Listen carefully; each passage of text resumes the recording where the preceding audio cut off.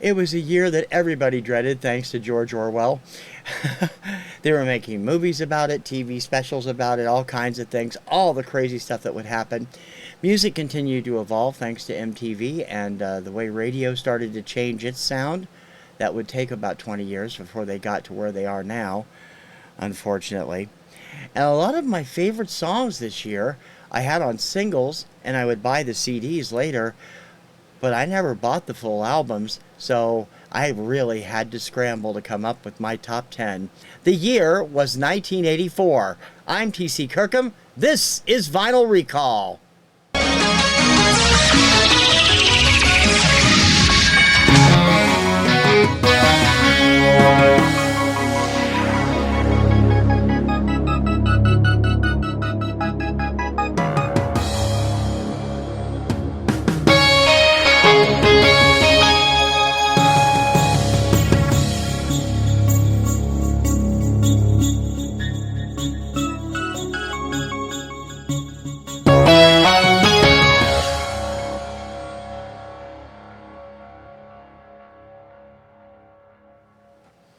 Hey VC, TC Kirkham here, the Kirkham Report and TKR Video Central. Welcome to Vinyl Recall, the show where I've taken Vinyl Richie's threads about top 10s for every year and turned it into a show of its own.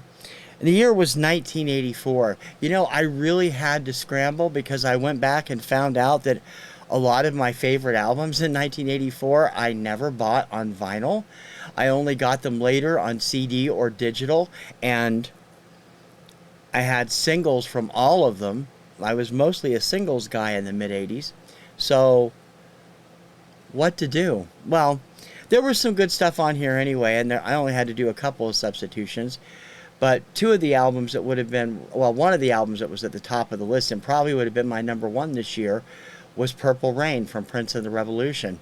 I only have it on CD and digital. I don't have the vinyl. So it didn't make it. And a lot of other stuff didn't make it as well. We'll talk about what did make it, and it's a good lot of different, diverse stuff, as you will see. The kind of stuff that I like. Not too sure about the rest of the VC, particularly number 10, because I've talked about them before. And this is the first of two of their albums that are going to make my year-end list, I think, because they were a big part of my life then. But if I'd known then what I knew now, they may never have been. Number 10 for 1984, the first English language album from Menudo, Reaching Out. That is Ricky Melendez, Charlie Masso, Robbie Rosa, Roy Rosello, and Ray Reyes. And this was the first English language album. They had a Spanish language album out on RCA that I had also picked up, A Toto Rock, in late 1983.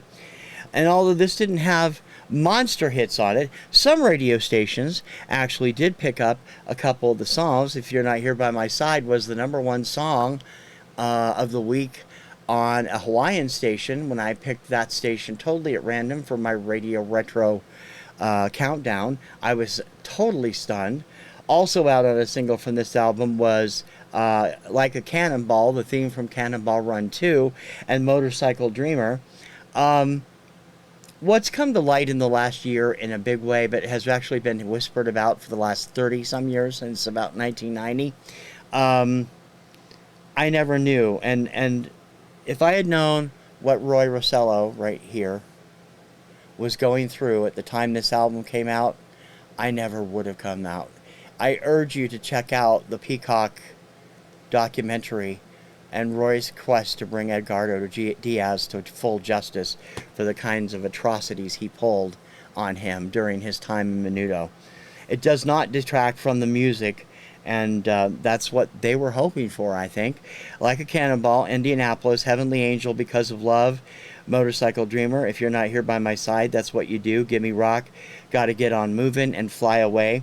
Robbie was the newest member of the band at the time. He was the first member that spoke fluent English most of his life. Robbie went on to become Robbie R-O-B-I Draco Rosa as he got older and became a major solo star in his own right. This was before Ricky Martin's day in the band. Menudo, number 10, Reaching Out.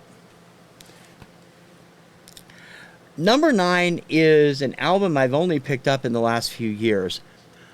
But I became a fan of the gentleman in 1986 when he made an appearance on a Canadian television show that aired in the States on the Disney Channel called Danger Bay. Loved his voice. Went back and found as much as I could from him. And I've bought quite a few things by him over the years. This is the only thing I own on vinyl, and it's the very first album. Doesn't have that hit that I heard on Danger Bay, but earlier hits that were hits in Canada. He's never really clicked in the States. He had a new age jazz album out in the 90s that did okay here in the States. But for the most part, he is well known in Canada, not just for his music, but for his stage work as well. And if you aren't familiar with him, you should find a way to try and get familiar with him. His name, Zappacosta, number 9. Alfie Zappacosta is a huge star in Canada. He is a living legend in Canada. But here in the States, he's never taken off, and I don't think he's ever had an American album deal. From this album, Passions, I'll Give It a Go, We Should Be Lovers, It's All Been Done Before, Spread Myself Too Thin, Run Around, Can't Let Go, Start Again, Can You Hear Me, and Katie's Eyes. Passion and We Should Be Lovers were the 2 singles off this album. I actually picked up a copy of this on cassette when I found it in a cutout bin back in the mid-90s, and I was so happy. I found it online on vinyl about 2 years ago and picked it up for a song. Alfie is an amazing singer. He had an American release on CD called Innocence Ballet in 1994 or 1995 that was jazz pop in the vein of Manhattan Transfer. And it was fabulous, particularly the song Orlando and his cover of Billy Paul's Me and Mrs. Jones. Alfie's an amazing vocalist. This is what the back cover looks like. If you're not familiar with him, you should be. If you're in Canada, I think you're probably going to know the name, so some of my Canadian viewers will know who he is. But if you're in America, chances are you've never heard of him, and I urge you to check him out. He was released on Capitol Canada. There's the label. And this first album is terrific, and everything I've had by him has been terrific. Love him to death. Number 9 for 84, Zappacosta by Zappacosta. Number 8 was one of those albums I was torn about. I like this one, but I like the second one better. The third one is also, I only have on CD, so it won't make this show, but I also liked it at least equally with this first one. After years of being kind of made to feel like his input didn't count when it came to his position in Styx, Tommy Shaw split off on his own. This was the debut solo album, number 8 for 1984, Girls with Guns. I have been a huge fan of Tommy Shaw's since his Styx days.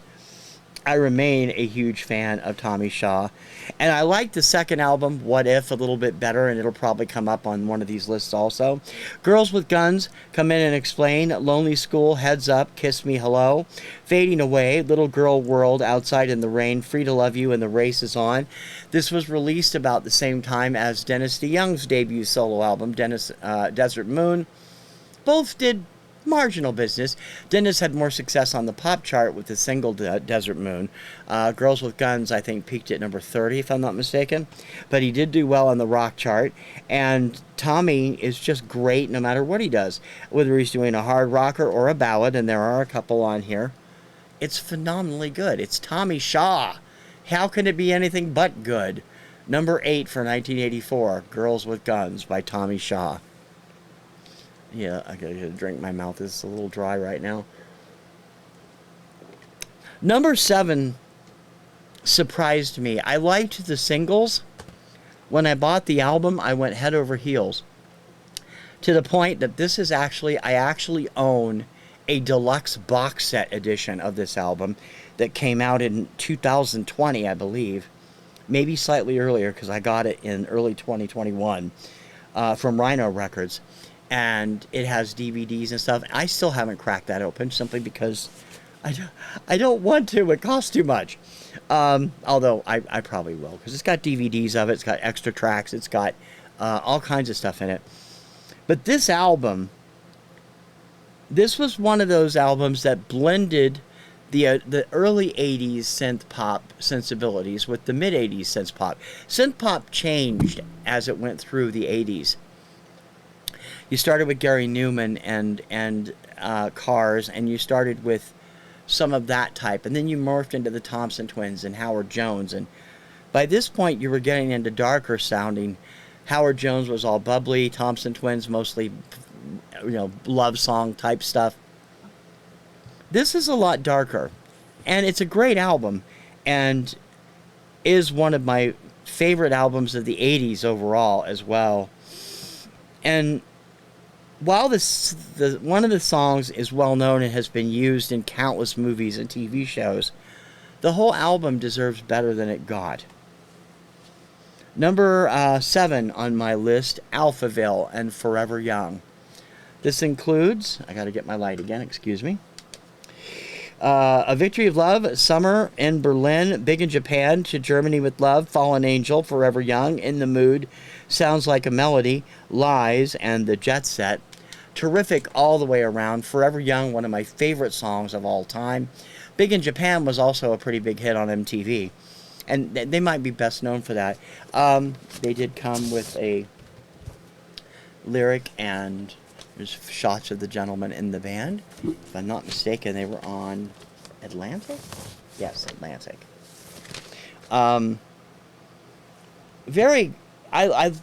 This is what happens when synth pop sensibilities meet Donald Fagen sensibilities lyrically. A lot of these lyrics were very Donald Fagen-ish.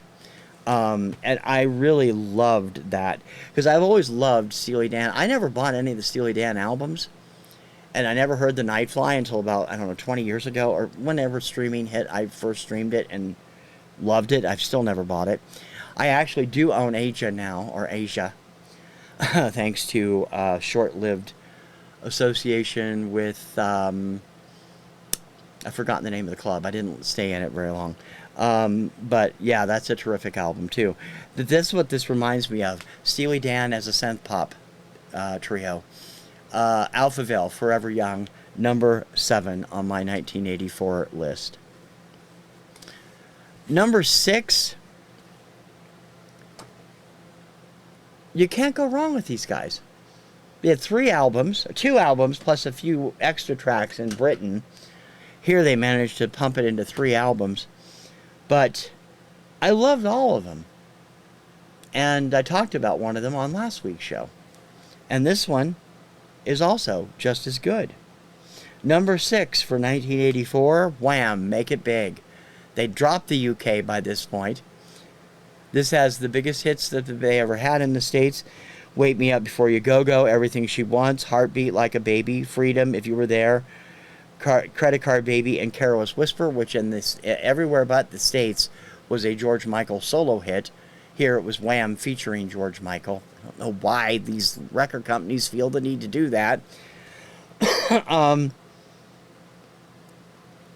entire album is terrific, and they had, 4 big hits off the album. Wake Me Up Before You Go Go, Everything She Wants, Freedom, and Careless Whisper. Everything She Wants is not as good on the album as it is on the remixed 12-inch single, which adds an extra verse to the bridge, and it is fantastic. But this album overall is really the perfect example of mid-80s pop. George was an expert at writing this stuff. Andrew helped write a couple of things too, but they were just fantastic, and I will always love Wham! Number 6, Make It Big for 1984. Okay, now we're going to get into the area that I talked about last week.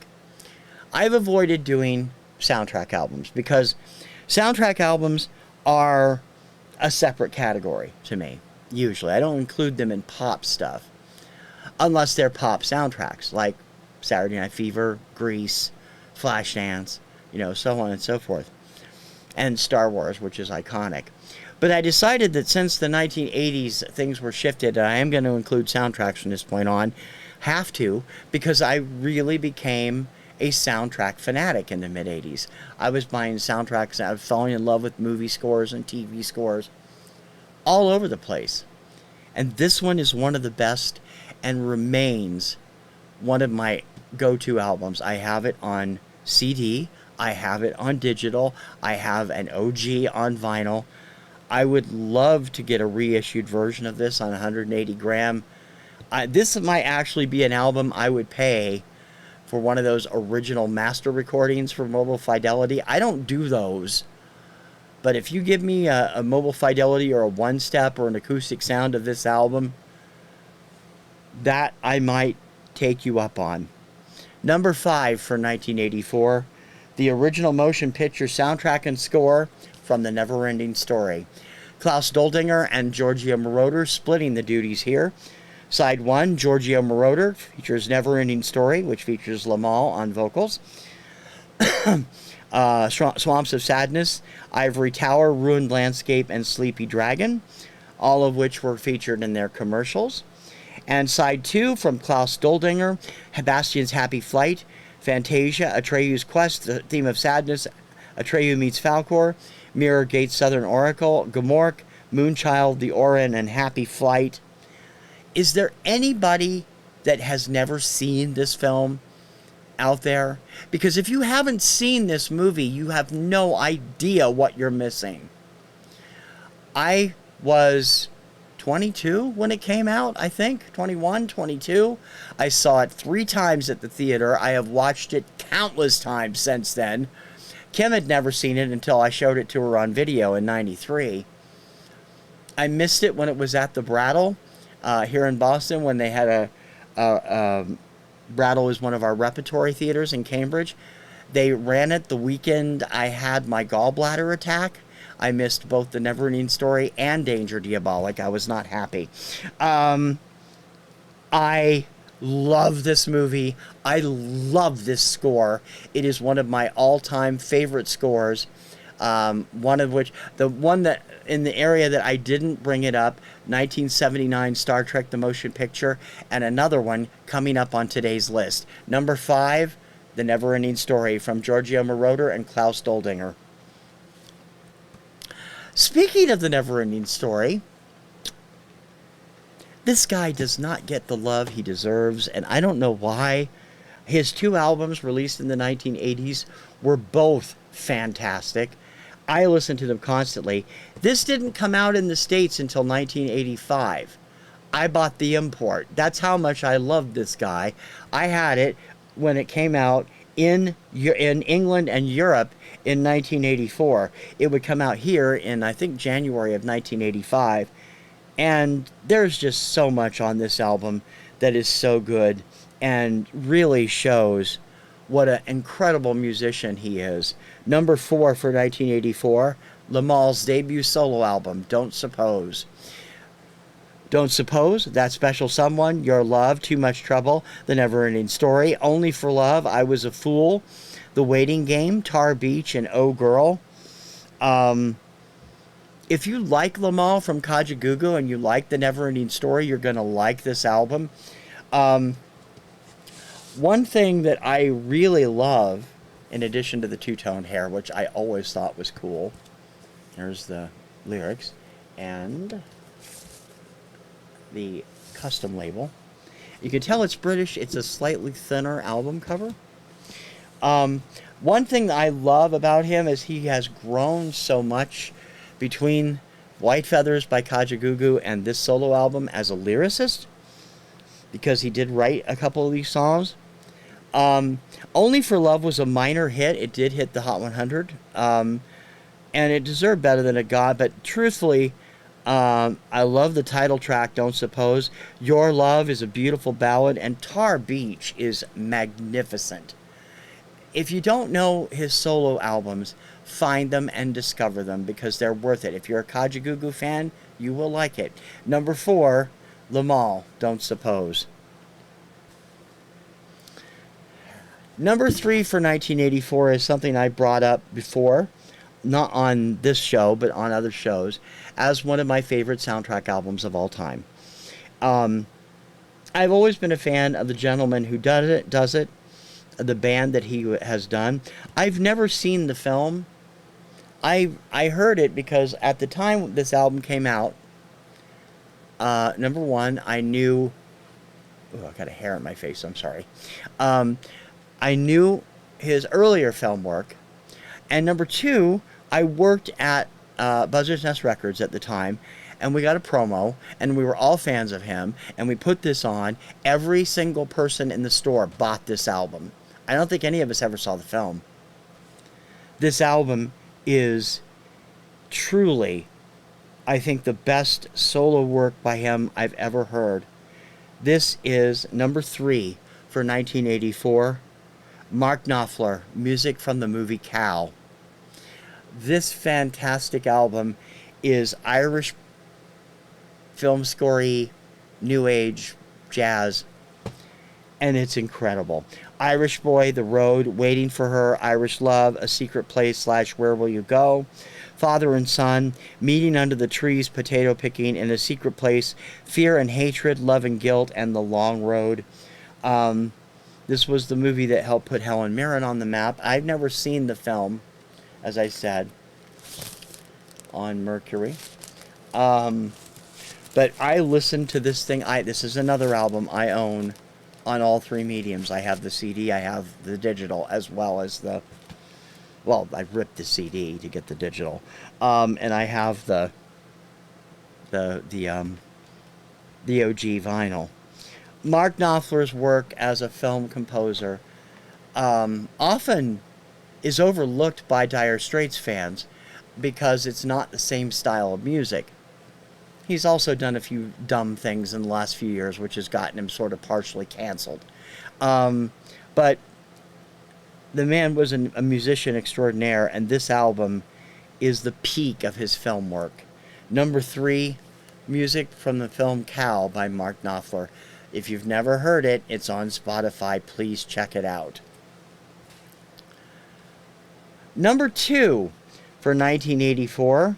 I had no idea how big of an influence this woman would have on my life. Loved the single, and I had heard, I do not own the album she did prior to this with her duo, although I have heard it numerous times. I've streamed it, and I had a tape copy from a friend, but I don't think I even have that anymore.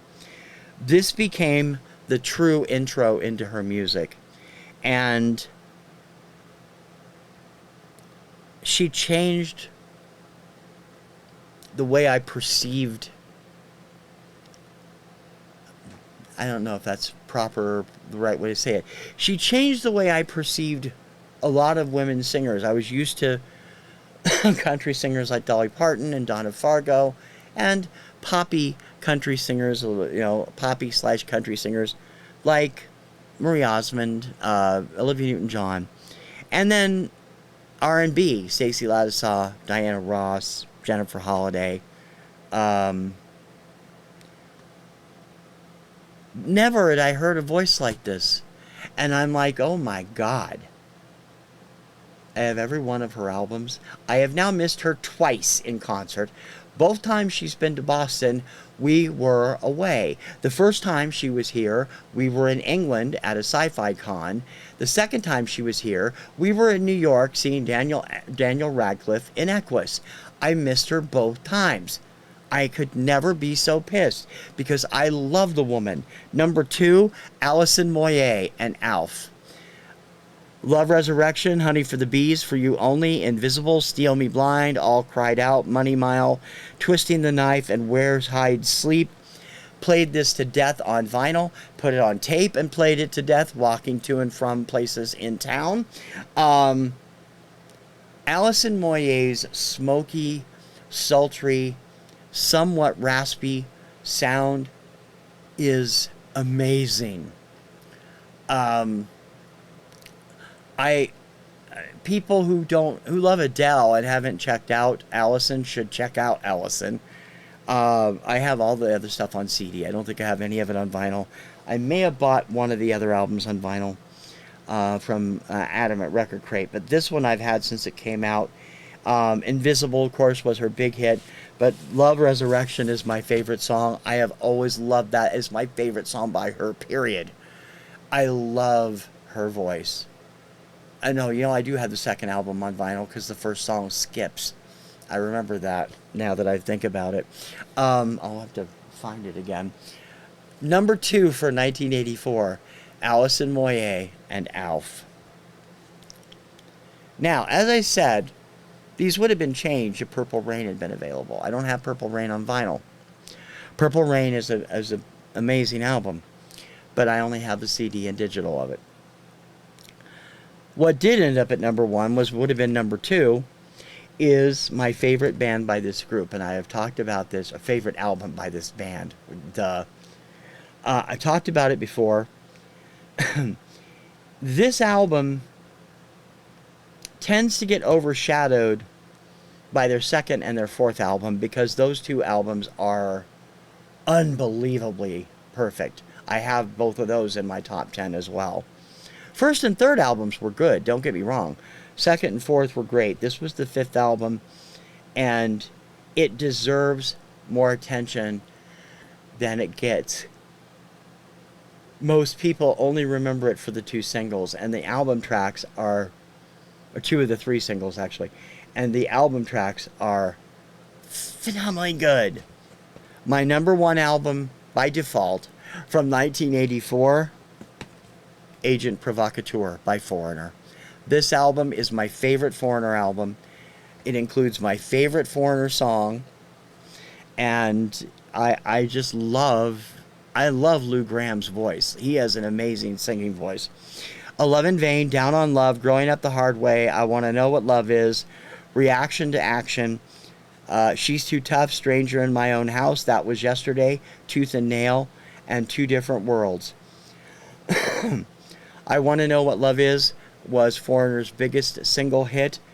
That Was Yesterday is the best song Foreigner ever did. I mean, ever. That song is so pop perfect, it's scary. I love Foreigner anyway, and this album deserves better than it gets. Most people kind of poo-poo it because Foreigner 4 and Double Vision, both of which are superiorly good albums, often overshadow it. It deserves better than it gets. My number 1 album from 1984, Foreigner and Agent Provocateur. To recap the list, number 10, Reaching Out by Menudo. Number 9, Zappacosta by Zappacosta. Number 8, Girls with Guns, Tommy Shaw. Number 7, Forever Young by Alphaville. Number 6, Make It Big by Wham. Number 5, The Never Ending Story, original score and soundtrack. Number 4, Don't Suppose by Lamal. Number 3, music from the film Cow by Mark Knopfler.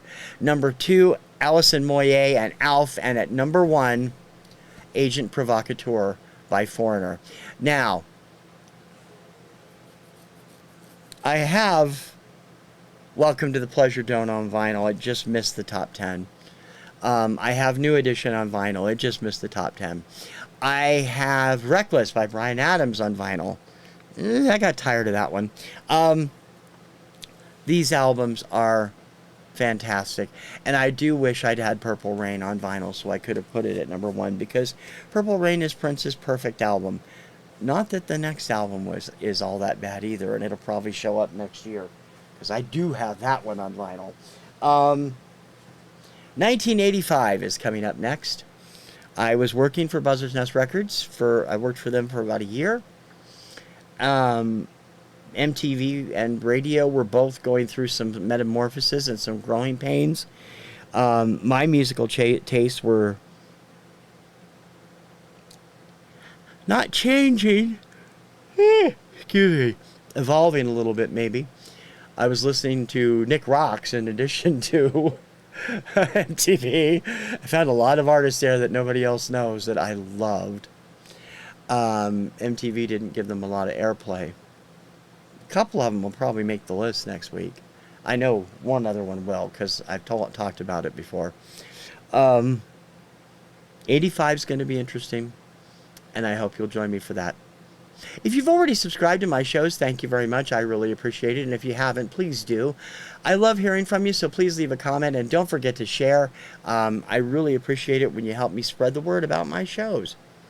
That's 1984 in a TC nutshell. For Vinyl Recall, I'm TC Kirkham. I will see you shortly on all my other stuff. Ciao, baby.